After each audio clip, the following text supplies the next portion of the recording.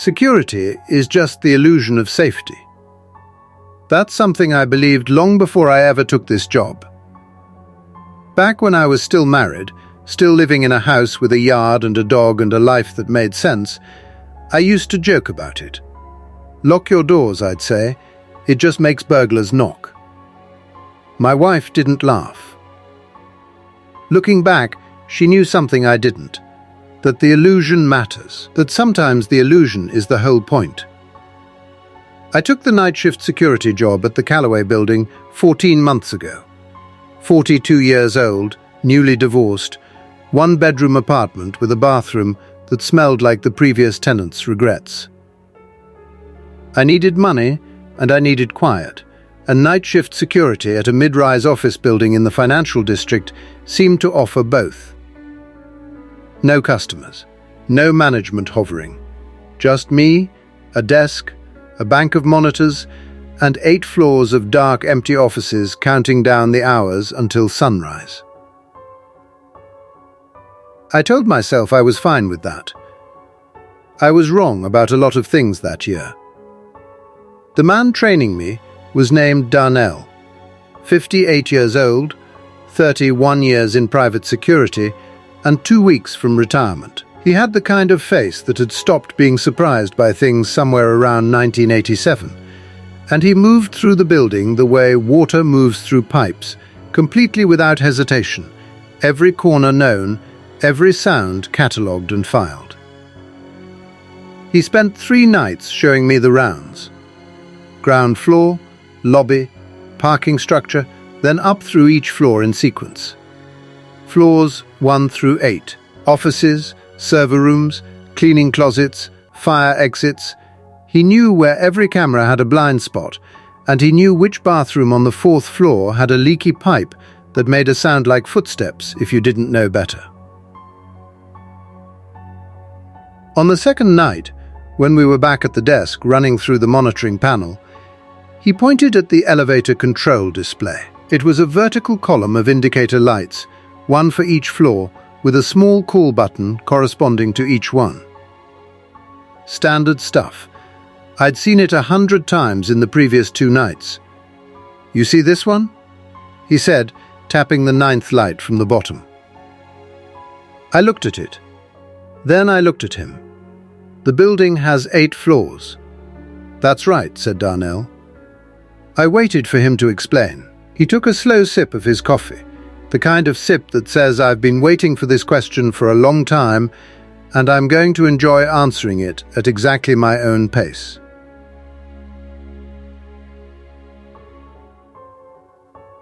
"Every few weeks," he said, "that light comes on. Sometimes just a flicker. Sometimes it stays lit for a minute, 2 minutes. Every once in a while, the call log will show an incoming signal from floor 9, like something up there pressed the elevator button." "Faulty wiring," I said. "That's what I wrote in the log for 31 years, said Darnell. "Equipment error.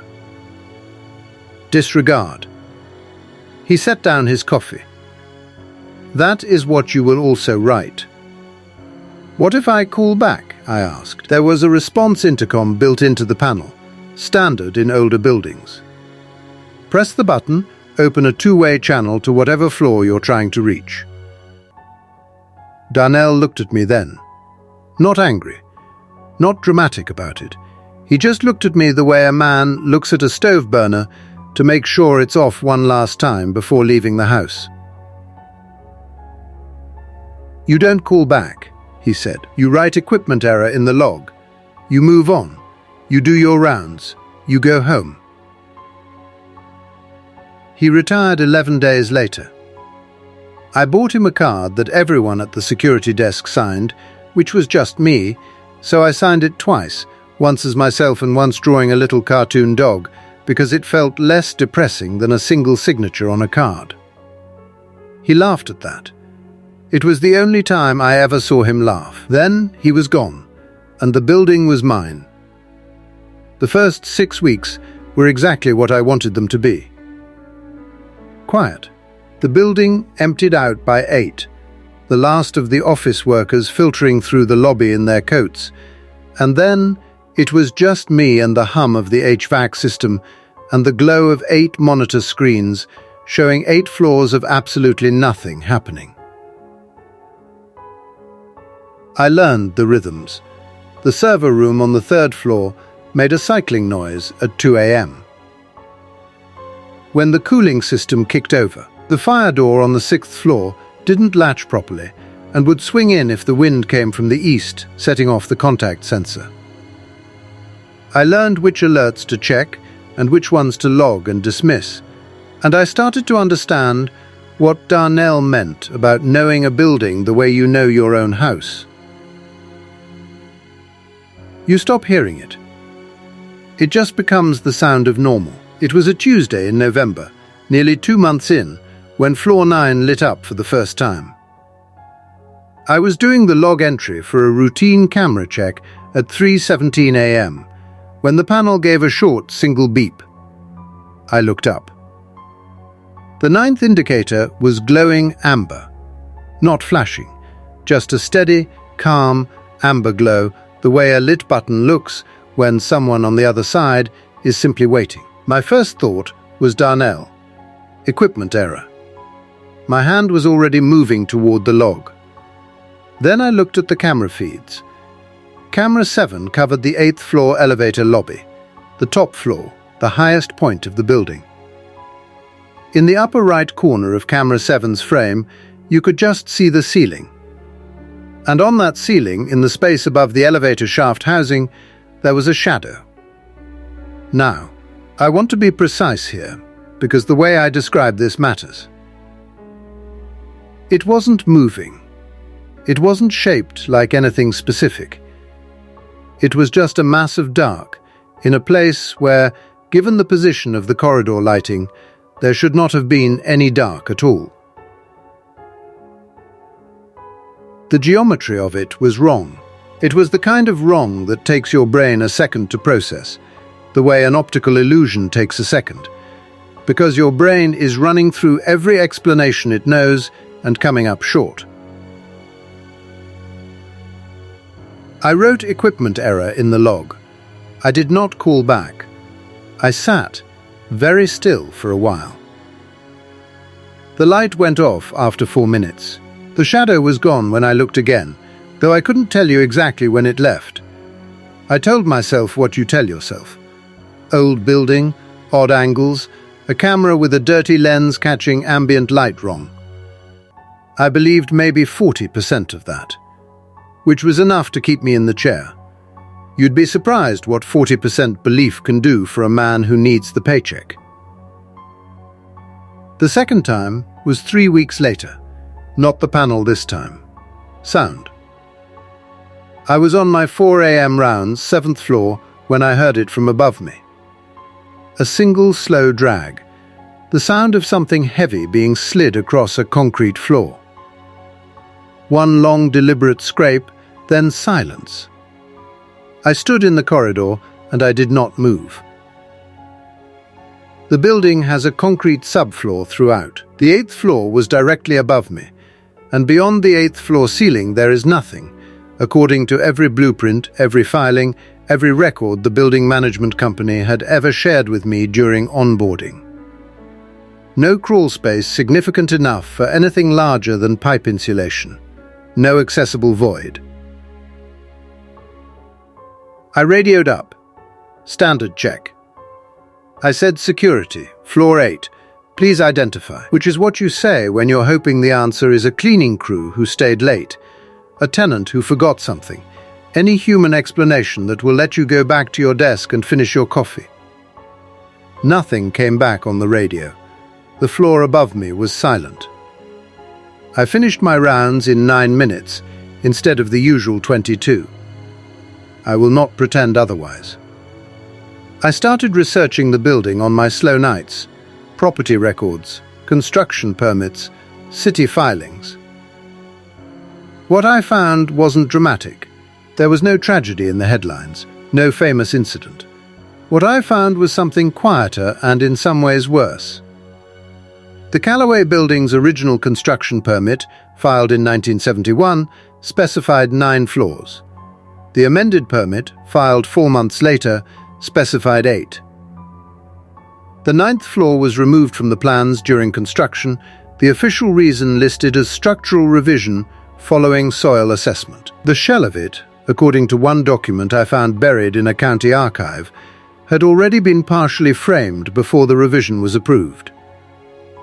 The decision was made to seal it rather than demolish it, because demolition at that stage would have compromised the structural integrity of the 8th floor below it. There is a floor above the 8th floor. It has no lights, no ventilation, no elevator access, no stairwell connection. It was framed in 1971, sealed shut, and left there. It has been inside this building for 53 years. I sat with that for a while. Then I thought about the amber light on the panel. The call signal. Whatever was up there, and I want to be careful about that word whatever, because I am still not prepared to say anything more specific than that, it knew where the elevator button was. Or it had found it. Or the building's wiring, running up through the shaft into that sealed dark space, was carrying something back and forth that wiring was never meant to carry. I am an ordinary man. I don't have a framework for this. I just have what I saw. And what I heard.